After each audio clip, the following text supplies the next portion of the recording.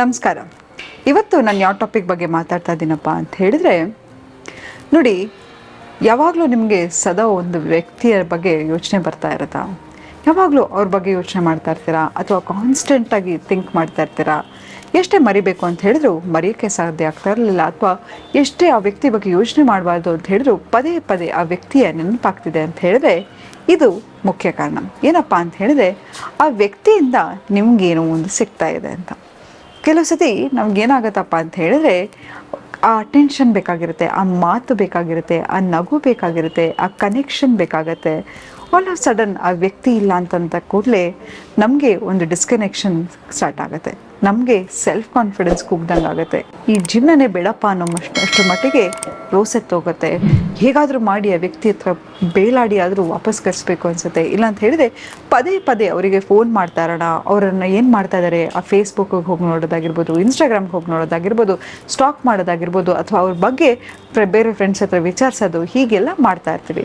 ಇದು ಎಲ್ಲರೂ ಮಾಡ್ತಕ್ಕಂತಹ ತಪ್ಪು. ಯಾಕಂತ ಹೇಳಿದ್ರೆ ಇದು ಮನುಷ್ಯನ ಭಾವನೆ. ನಮಗೆಲ್ಲರಿಗೂ ಯಾವಾಗ ಆ ವ್ಯಕ್ತಿಯನ್ನು ನಾವು ಏನು ಮಾಡ್ತೀವಪ್ಪ ಅಂತ ಹೇಳಿದರೆ, ಆತ ಅಥವಾ ಆಕೆ ನಮಗೆ ಯಾವ ರೀತಿ ಬೇಕೋ ಆ ರೀತಿಯಲ್ಲಿ ಅವರನ್ನು ಊಹಿಸ್ಕೊತಾ ಇರ್ತೀವಿ. ಅವ್ರು ಹೇಗಿರ್ತಾರೋ ಹಾಗೆ ಅವರನ್ನು ಅಕ್ಸೆಪ್ಟ್ ಮಾಡ್ತಾ ಇರಲ್ಲ. ಹಾಗಾಗಿ ನಮಗೆ ಈ ಒಂದು ಇಮ್ಯಾಜಿನೇಷನ್ ಲೋಕದಲ್ಲೇ ಇರ್ತೀವಿ. ಎಲ್ಲಾದರೂ ಒಂಚೂರು ಅಟೆನ್ಷನ್ ಸಿಕ್ಕಿದ್ರೆ, ಎಲ್ಲಾದರೂ ಒಂಚೂರು ಅಫೆಕ್ಷನ್ ಸಿಕ್ಕಿದ್ರೆ ನಾವೇನು ಮಾಡ್ತೀವಪ್ಪ, ನನಗೆ ಸ್ವರ್ಗನೇ ಸಿಕ್ತಂಗೆ ಆಯಿತು, ಅವ್ರು ಮಾತಾಡ್ತಿದ್ದಾರೆ, ನನ್ನ ಜೊತೆ ಅಫೆಕ್ಷನಾಗಿ ಮಾತಾಡ್ತಿದ್ದಾರೆ, ಒಂದು ವಾರ ಹಿಂದೆ ಕಾಲ್ ಮಾಡಿದ್ರು ಅಂತ ಹೇಳಿ ಅದೇ ಗುನ್ಗಲ್ಲಿ ನೆನೆಸ್ಕೊಂಡಿರ್ತೀವಿ. ಆದರೆ ನೀವು ಇಲ್ಲಿ ಮಾಡ್ತಾ ಇರೋ ತಪ್ಪೇನು ಗೊತ್ತಾ? ಪ್ರೀತಿ ಅನ್ನೋದು ಎಕ್ಸಸ್ ಫ್ಲೋ ಅಲ್ಲಿ ಬರಬೇಕು ಅಂತ ಹೇಳಿದ್ರೆ ರೆಸಿಪ್ರೊಕೇಷನ್ ಅನ್ನೋದಿರಬೇಕು. ಯಾವತ್ತು ಪ್ರೀತಿ ಚೂರು ಕೊಡೋದು, ಬ್ರೆಡ್ ಕ್ರಂಪಿಂಗ್ಸ್ ಅಂತ ನಾವು ಸೈಕಾಲಜಿಲಿ ಕರಿತೀವಿ. ಎಲ್ಲೋ ಒಂಚೂರು ಬಂದು ಪ್ರೀತಿ ತೋರಿಸೋದು, ಮತ್ತು ಒಂದು ವಾರ ಹತ್ರ ಕೂಡ ಅದ್ರ ಸುಳಿವೇ ಇರಲ್ಲ. ಆದರೆ ನಿಮಗೆ ಯಾವಾಗಲೂ ಅಟೆನ್ಷನ್ ಕೊಡೋರು ಬೇಕಾಗಿರುತ್ತೆ, ಅಫೆಕ್ಷನ್ ಕೊಡೋರು ಬೇಕಾಗಿರುತ್ತೆ. ಎಲ್ಲದಕ್ಕಿಂತ ಮುಖ್ಯವಾಗಿ ನಿಮ್ಮ ಬಗ್ಗೆ ಕೇರ್ ಮಾಡುವಂಥ ವ್ಯಕ್ತಿ ಬೇಕು ಹೊರತು ನಿಮಗೆ ಈ ಇನ್ಸೆಕ್ಯೂರಿಟಿ ಕ್ರಿಯೇಟ್ ಮಾಡೋದು, ಅಥವಾ ನಾನು ಅವರ ಜೀವನದಲ್ಲಿ ಎಲ್ಲಿದ್ದೀನಪ್ಪ ಅನ್ನೋದ್ರ ಬಗ್ಗೆ ಯೋಚನೆ ಮಾಡೋದಾಗಿರ್ಬೋದು. ಅಂತಹ ಒಂದು ಇನ್ಸ್ಟೆಬಿಲಿಟಿ ರಿಲೇಷನ್ಶಿಪ್ಪಲ್ಲಿದ್ದರೆ ಖಂಡಿತವಾಗ್ಲೂ ನೀವು ಮೆಂಟಲ್ ಹೆಲ್ತ್ ಇಶ್ಯೂಸ್ಗೆ ಒಳಗಾಗ್ತೀರಾ. ಯಾಕಂತ ಹೇಳಿದ್ರೆ ಒಂದು ಆಂಗ್ಸೈಟಿನೇ ತಗೊಳ್ಳಿ. ಯಾಕೆ ಮನುಷ್ಯನಿಗೆ ಆಂಗ್ಸೈಟಿ ಬರುತ್ತಪ್ಪ ಅಂತ ಹೇಳಿದ್ರೆ ಎಲ್ಲಿ ಅನ್ಸರ್ಟೆನಿಟಿ ಇರುತ್ತೆ, ಎಲ್ಲಿ ಮತ್ತೆ ಡಿಪ್ರೆಷನ್ ಯಾಕೆ ಆಗುತ್ತೆ ಅಂತ ಹೇಳಿದ್ರೆ ಆ ಇನ್ಕನ್ಸಿಸ್ಟೆನ್ಸ್ ಬಿಹೇವಿಯರ್ ಇದೆಯಲ್ಲ, ಇದರಿಂದ. ಹಾಗಾಗಿ ನಿಮಗೆ ನೀವೊಂದು ಫೇವರ್ ಮಾಡ್ಕೊಳ್ಳಿ. ಏನಪ್ಪ ಅಂತ ಹೇಳಿದ್ರೆ, ಇಂಥ ಗುಂಗಿಂದ ಆಚೆ ಬಂದ್ಬಿಡಿ. ಆ ವ್ಯಕ್ತಿ ಹೇಗಿದ್ದಾರೋ ಹಾಗೆ ಅಕ್ಸೆಪ್ಟ್ ಮಾಡ್ತಾ ಹೋಗಿ ಹೊರತು ನೀವು ಇಮ್ಯಾಜಿನ್ ಮಾಡ್ಕೊಳ್ಳೋ ರೀತಿ ಆ ವ್ಯಕ್ತಿ ಇಲ್ಲ ಅನ್ನೋ ಸತ್ಯವನ್ನು ಅರ್ಥ ಮಾಡ್ಕೋತಾ ಹೋಗಿ. ಒಂಚೂರು ಮಾತಾಡ್ತಾರೆ, ಒಂಚೂರು ನಗ್ತಾರೆ, ಎಲ್ಲೋ ಒಂದು ವಾರ ಮಾತಾಡ್ತಾರೆ, ಮತ್ತೆ ಇನ್ನೊಂದು ವಾರ ಮಾತಾಡಲ್ಲ ಅಂತ ಹೇಳಿದರೆ ನಿಮಗೆ ಈ ಇನ್ಕನ್ಸಿಸ್ಟೆನ್ಸಿ ಬೇಕಾಗಿಲ್ಲ.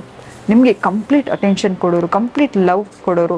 ಬೆಳಗ್ಗೆ ಆದರೆ ನೀನು ಹೇಗಿದ್ಯಾ ಅಂತ ಕೇಳೋರು ಬೇಕು ಹೊರತು ಇವತ್ತು ಮಾತಾಡೋದು ಒಂದು ವಾರ ಮಾತಾಡದೇ ಇರೋದು, ಅಥವಾ ನಿಮ್ಮ ಟೈಮನ್ನು ರೆಸ್ಪೆಕ್ಟ್ ಮಾಡದೇ ಇರೋರು, ನಿಮ್ಮ ಭಾವನೆಗೆ ಬೆಲೆ ಕೊಡದೇ ಇದ್ದರೆ ಖಂಡಿತವಾಗ್ಲೂ ಅಲ್ಲಿ ಹೋಗಿ ಪ್ರೀತಿಗೆ ಅಂಗ್ಲಾಚಿ ಬೇಡಬೇಡಿ. ಪ್ರೀತಿ ಅನ್ನೋದು ತುಂಬ ಅತಿ ಅಮೂಲ್ಯವಾದ ಒಂದು ವಸ್ತು. ಅದು ಎಲ್ಲೂ ಹುಡುಕ್ಬೇಕಾಗಿಲ್ಲ, ಎಲ್ಲಪ್ಪ ಇದೆ ಅಂತ ಹೇಳಿದ್ರೆ ನಿಮ್ಮಲ್ಲೇ ಇದೆ. ನೀವು ಆ ವ್ಯಕ್ತಿ ಹತ್ರ ಯಾಕೆ ಹೋಗ್ತಿದ್ದೀರ ಅಂತ ಹೇಳಿದ್ರೆ ಪ್ರೀತಿ ಹುಡ್ಕೊಂಡು.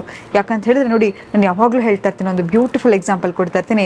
ಅಲಾವುದ್ದೀನ್ ಲ್ಯಾಂಪು ಏನು ಕೇಳಿದ್ರು ಕೊಡ್ತಾ ಇತ್ತಂತೆ, ಆದರೆ ಪ್ರೀತಿಯನ್ನು ಕೊಡೋಕ್ಕಾಗ್ತಾ ಇರಲಿಲ್ಲಂತೆ. ಹೌದು, ಪ್ರೀತಿಯನ್ನು ನೀವು ಯಾವುದೇ ಮ್ಯಾನಿಪುಲೇಷನ್ ಮಾಡಿ ಅದು ಜಾಸ್ತಿ ದಿನ ಉಳಿಯಲ್ಲ. ಅಥವಾ ಎಷ್ಟೇ ನೀವು ಬಲವಂತವಾಗಿ, ಒಂದು ಮಾತ್ರ ನಿಜ ಹೇಳ್ತೀನಿ, ಬಲವಂತದಿಂದ ಭಿಕ್ಷೆ ಬೇಡಿ ಯಾವತ್ತೂ ಪ್ರೀತಿಯನ್ನು ಪಡ್ಕೊಳ್ಳೋಕೆ ಹೋಗ್ಬೇಡಿ. ಮತ್ತು ಏನಪ್ಪ ಅಂತ ಹೇಳಿದ್ರೆ, ನಿಮಗೆ ಆ ವ್ಯಕ್ತಿ ಯಾಕೆ ಇಷ್ಟ ಅನ್ನೋದನ್ನ ಒಂದು ಚೀಟಿಯಲ್ಲಿ ಬರೀತಾ ಶುರು ಮಾಡಿ. ಅವ್ರು ಕೊಡ್ತಕ್ಕಂಥ ಅಟೆನ್ಷನ್ನ, ಕೇರ, ಅಥವಾ ಯಾವ ವಿಷಯಕ್ಕಾಗಿ ನಾನು ಆ ವ್ಯಕ್ತಿಯನ್ನು ಪ್ರೀತಿಸ್ತಾ ಇದ್ದೆ, ಯಾವ ವಿಷಯಕ್ಕಾಗಿ ಆ ವ್ಯಕ್ತಿ ನನಗೆ ಬೇಕು ಅಂತ ಅನಿಸ್ತಾ ಇತ್ತು ಅನ್ನೋದನ್ನ ಬರಿತಾ ಹೋಗಿ. ಅದು ನಿಮ್ಮ ಕೈಲಿ ನಿಮಗಾಗಿ ನೀವು ಮಾಡ್ಕೊಳ್ಳಿಕ್ಕೆ ಸಾಧ್ಯನಾ ಅಂತ ಅನಲೈಸ್ ಮಾಡಿ. ಈಗ ಆ ವ್ಯಕ್ತಿ ನಿಮಗೆ ಅಟೆನ್ಷನ್ ಕೊಡ್ತಾ ಇದ್ರು ಅಂತ ತಿಳ್ಕೊಳ್ಳಿ, ಹೊಗಳ್ತಾ ಇದ್ರು ಅಂತ ತಿಳ್ಕೊಳ್ಳಿ, ಅಥವಾ ಏನೋ ಒಂದು ಕೇರ್ ಕೊಡ್ತಾ ಇದ್ರೆ ಅಂತ, ಆ ಕೇರನ್ನು ನಿಮಗೆ ಕೊಡಲಿಕ್ಕೆ ಸಾಧ್ಯನಾ? ಮತ್ತು ಏನಪ್ಪ ಅಂತ ಹೇಳಿದ್ರೆ, ಯಾವಾಗ ನೀವು ಆ ವ್ಯಕ್ತಿಯನ್ನು ಮಿಸ್ ಮಾಡ್ಕೋತೀರಾ, ಫೋನ್ ಮಾಡಬೇಕು ಅಂತ ಅನ್ಸುತ್ತೆ, ತಕ್ಷಣವೇ ಎದ್ದು ಜಿಮ್ಮಿಗೆ ಹೋಗೋದಾಗಿರ್ಬೋದು, ಅಥವಾ ನಿಮ್ಮ ಫ್ರೆಂಡ್ಸನ್ನು ಮೀಟ್ ಮಾಡೋದಾಗಿರ್ಬೋದು, ಸೈಕ್ಲಿಂಗ್ ಮಾಡೋದಾಗಿರ್ಬೋದು, ಒಂದು ಹವ್ಯಾಸಕ್ಕೆ ಒಳ್ಳೆ ಹವ್ಯಾಸವನ್ನು ಬೆಳೆಸ್ಕೊಳ್ಳೋದಾಗಿರ್ಬೋದು, ಅಥವಾ ಜರ್ನಲಿಂಗ್. ಯಾಕೆ ಅಂತ ಹೇಳಿದ್ರೆ ಕೆಲವು ಸತಿ ಒಂದು ಸತಿ ಹೇಳ್ಬೋದು, 2 ಸತಿ ಹೇಳ್ಬೋದು, ನಮ್ಮ ಫ್ರೆಂಡ್ಸ್ ಜೊತೆ ಪದೇ ನಮ್ಮ ಬ್ರೇಕಪ್ ಬಗ್ಗೆ ಮಾತಾಡೋಕ್ಕಾಗದೇ ಇರ್ಬೋದು. ಹಾಗಾಗಿ ಆ ವ್ಯಕ್ತಿಯ ಬಗ್ಗೆ ನಿಮ್ಗೆ ಏನು ಅನಿಸ್ತಾ ಇದೆ ಅನ್ನೋದನ್ನು ಮಾಡ್ತಾ ಹೋಗಿ. ಪ್ರತಿ ಸತಿ ನಿಮಗೆ ಅವ್ರು ಏನು ಮಾಡ್ತಾ ಇದ್ದಾರೆ, ಫೇಸ್ಬುಕ್ಕಲ್ಲಿ ಹೋಗೋದಾಗಲಿ, ಇನ್ಸ್ಟಾಗ್ರಾಮಲ್ಲಿ ಹೋಗೋದಾಗಲಿ, ಸ್ಟಾಕ್ ಮಾಡಬೇಕು ಅನಿಸಿದಾಗ ತಕ್ಷಣ ಎಲ್ಲ ಅವರ ಪ್ರೊಫೈಲ್ಗಳನ್ನು ಬ್ಲಾಕ್ ಮಾಡಿಬಿಡಿ. ಯಾಕಂತ ಹೇಳಿದ್ರೆ ಪ್ರತಿ ಸತಿ ಅವರ ಫೋಟೋ ನೋಡೋದಾಗಿರ್ಬೋದು, ಅವ್ರು ಎಲ್ಲಿ ಹೋದ್ರು ಎಲ್ಲಿ ಬಂದರು ಅಂತ ನೋಡಿದ್ರೆ ನಿಮ್ಮ ಬ್ರೈನಲ್ಲೇ ನೀವು ಒಂದು ಕಥೆಯನ್ನು ಸೃಷ್ಟಿ ಮಾಡ್ತಾ ಹೋಗ್ತೀರಾ. ಹೀಗಿದ್ರೇನೋ, ಹಾಗಿತ್ತೇನೋ, ಹೀಗಿತ್ತೇನೋ, ನನ್ನ ಜೊತೆ ಹೀಗಿರ್ತಿದ್ರು, ಹೀಗಾಗ್ತಿದ್ರು ಅಂತ. ಆದರೆ ಆ ವ್ಯಕ್ತಿ ಏನು ಮಾಡ್ತಾ ಇದ್ದಾರೆ, ಅವ್ರ ಆ್ಯಕ್ಷನ್ಸನ್ನು ನಾವು ಅಕ್ಸೆಪ್ಟ್ ಮಾಡ್ತಾ ಇರಲ್ಲ, ನಾವೇ ಒಂದು ಊಹಾಭಾವನದಲ್ಲಿ ಇರ್ತೀವಿ. ಹಾಗಾಗಿ ಅದರಿಂದ ಎಲ್ಲ ಆಚೆ ಬನ್ನಿ, ನಿಮ್ಮ ಘನತೆಯನ್ನು ನೀವು ಉಳಿಸ್ಕೊಳ್ಳಿ. ಈಗ ನೋಡಿ, ನಿಮ್ಮ ಜೀವನದಲ್ಲಿ ಇರಬೇಕು ಅನ್ನೋರು ಇದ್ದೇ ಇರ್ತಾರೆ, ಹೋದವರು ವಾಪಸ್ ಬರಲೇಬೇಕಂತಿದ್ರೆ ಬಂದೇ ಬರ್ತಾರೆ. ಅದಕ್ಕಾಗಿ ಯಾಕೆ ಇಷ್ಟು ಟೆನ್ಷನ್ ಮಾಡ್ಕೋತೀರ?